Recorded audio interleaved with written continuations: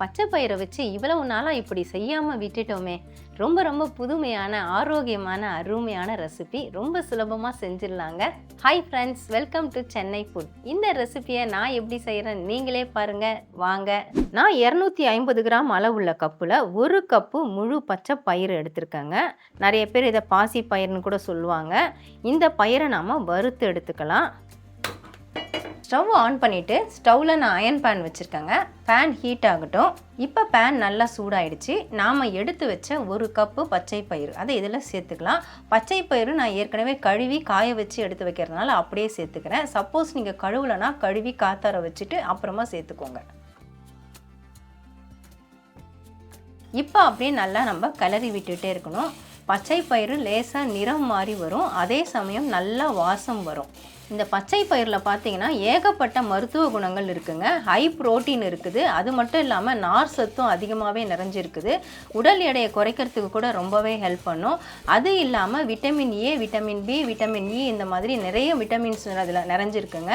அது மட்டும் இல்லாமல் இந்த பச்சை பயிரை நம்மளுடைய உணவில் அடிக்கடி நம்ம சேர்த்துட்டு வரதுனால நமக்கு கேன்சர் பிரச்சனை கூட வராமல் தடுக்கும். அப்புறம் அல்சர் பிரச்சனையும் சரி செய்யும். அல்சர் இருக்கிறவங்க கூட தினந்தோறும் இந்த பச்சை பயிரை பலவிதமாக நம்மளுடைய உணவில் நம்ம பயன்படுத்திக்கலாம்.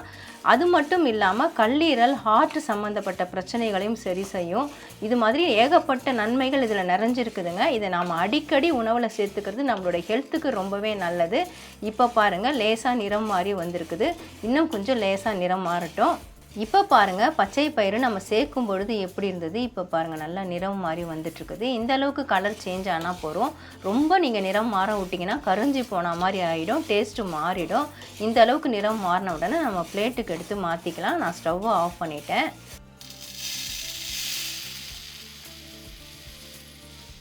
பிளேட்டுக்கு மாற்றிட்டு அப்படியே பரப்பி விட்டுடுங்க. ஒரு 5 நிமிஷம் சூடு ஆறட்டும். வறுத்து வச்ச பச்சை பயிறு பாருங்கள் நல்லா சூடு ஆறிடுச்சு. இதை நாம் அப்படியே மிக்ஸி ஜாருக்கு மாற்றிக்கலாம்.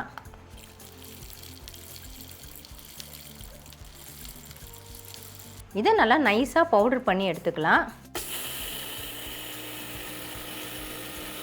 நான் அரைச்சி எடுத்துகிட்டு வந்துட்டேங்க. ரொம்ப நைஸாக அரைப்படாது, கொஞ்சம் கொரகொரப்பாக தான் இருக்கும். நமக்கு இந்த ரெசிபிக்கு இப்படி தான் இருக்கணும். இதை நம்ம சலிக்கணும்னு அவசியம் இல்லை. இதை அப்படியே நம்ம மிக்சிங் பவுலுக்கு மாற்றிக்கலாம்.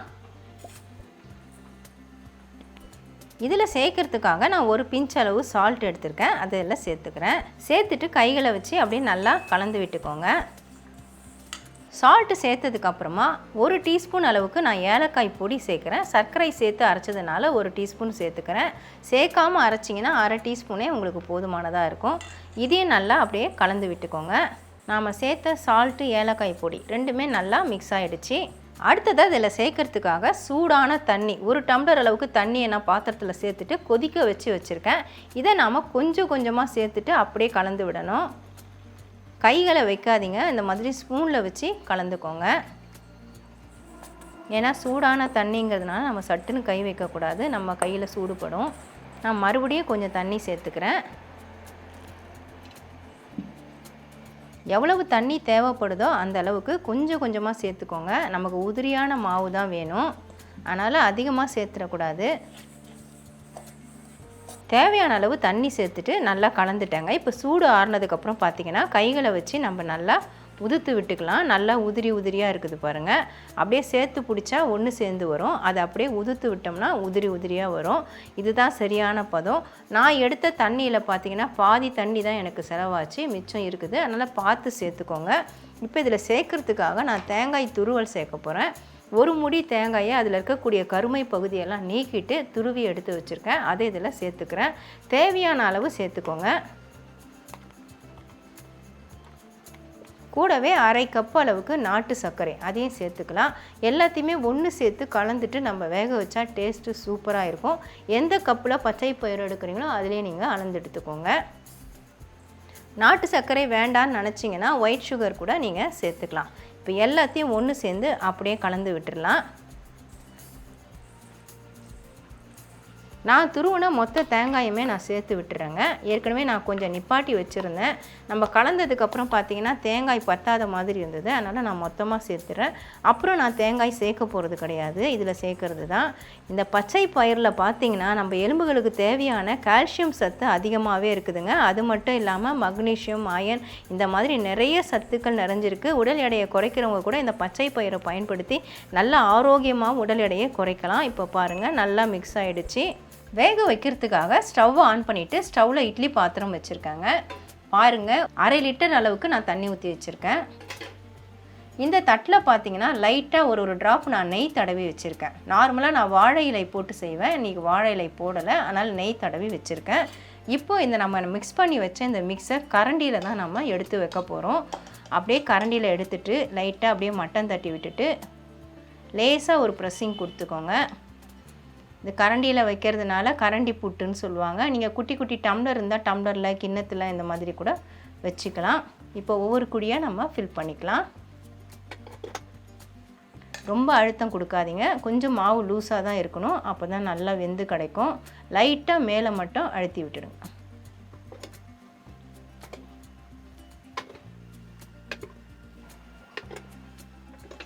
நாம் ரெடி பண்ண மாவு எல்லாத்தையுமே குழிகளில் வச்சுட்டேங்க. நம்ம கரண்டியில் வைக்கிறதுனால ஒரே அளவாகவும் கிடைக்கும், பார்க்குறதுக்கு அழகாகவும் இருக்கும். இப்போ நம்ம மூடி போட்டு விட்டுடலாம்.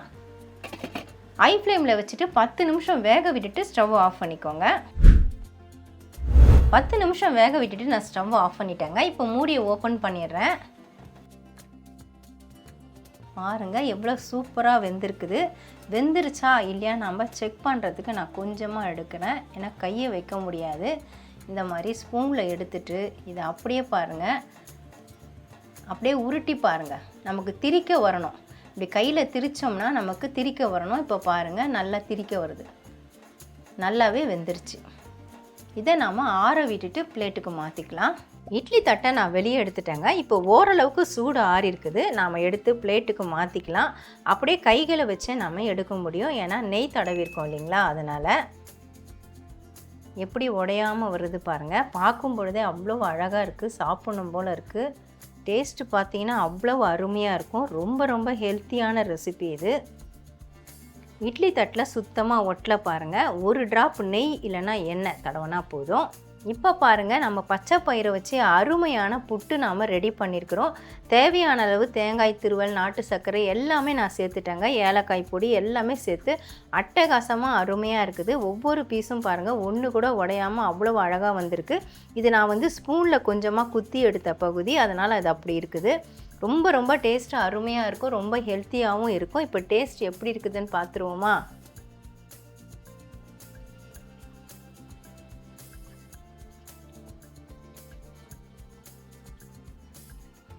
டேஸ்ட் அருமையாக இருக்குதுங்க. நம்ம பச்சை பயிரை வறுத்து அரைச்சி செஞ்சதுனால நல்ல மணமாக இருக்குது. அந்த ஃப்ளேவரை நம்ம சாப்பிட சாப்பிட இன்னும் சாப்பிட்டே இருக்கலாம், அந்த அளவுக்கு சுண்டி இழுக்குது நாக்கில். டேஸ்ட் அவ்வளவு அட்டகாசமாக இருக்குது. இன்னொரு விஷயம் என்னென்னு பார்த்தீங்கன்னா, நம்ம தேங்காய் துருவல், நாட்டு சர்க்கரை எல்லாமே சேர்த்து வேக வச்சதுனால அந்த இனிப்பு அதில் நல்லா இறங்கியிருக்கு. தேங்காயும் நல்லா வெந்திருக்குது. நார்மலாக நம்ம தேங்காய் துருவலை கடைசியாக போடுவோம், அது மாதிரி போடும்பொழுது சில நேரம் டைஜஸ்ட் ஆகாது, எடுத்துக்கிட்டு வரா மாதிரி ஆகும். ஆனால் இந்த மாதிரி செய்யும்பொழுது அந்த மாதிரி பிரச்சனைகள்லாம் வராது. ரொம்ப ரொம்ப சுலபமாக செஞ்சிடலாங்க, அதுவும் சட்டுன்னு செஞ்சிடலாம். கண்டிப்பாக நீங்களும் ட்ரை பண்ணி பாருங்கள் ஃப்ரெண்ட்ஸ். ட்ரை பண்ணி பார்த்துட்டு எப்படின்னு எனக்கு கமெண்ட் பண்ணுங்கள். மறக்காமல் நம்ம சேனலை சப்ஸ்கிரைப் பண்ணிக்கோங்க, லைக் அண்ட் ஷேர் பண்ணுங்கள். இதோட இந்த வீடியோவை நான் முடிச்சுக்கிறேன். மறுபடியும் இன்னொரு வீடியோவில் உங்களை சந்திக்கிறேன். By guys. Bye bye.